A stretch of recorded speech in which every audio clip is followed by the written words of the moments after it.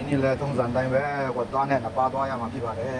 ။မကတော့စီကွာတာဒါမှလည်းတော့ထူရတာစင်ပြဘူးတဲ့နော်။စိတ်ကမစီစိတ်လိုက်ဝါစားလိုက်မှာတဲ့မှာ။ဒါကစိတ်ခင်းပါဆိုတော့ဘေးနာချော့ပြရတာ။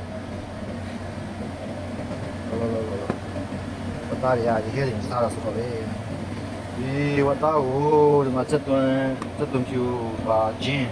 ဒါပါလားရှောက်တီးရပေါ့။ဒါရင်းနဲ့ချက်စားမှာဖြစ်ပါလေ။ညာဒီတော့ special ချက်စားမှာဖြစ်ပါတယ်အားလုံးပဲစားနိုင်တောင်းနိုင်ကြပါစေလို့စုမကောင်းတောင်းပေးပါတယ်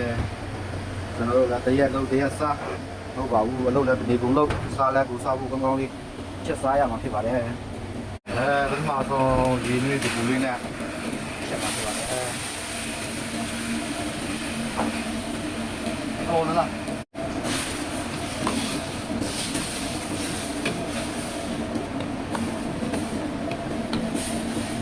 ညစ်ကြေးတွေကိုရေဖယ်ရမှာ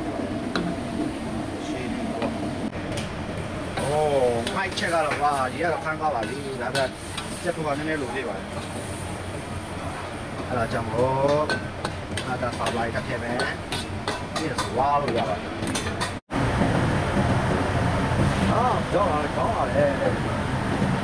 အော်ဒီစိမ့်အောင်လေ